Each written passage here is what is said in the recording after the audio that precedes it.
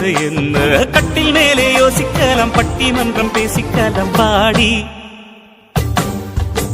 காத்து குளிர் காத்து என்ன தாக்குது குறிப்பாத்து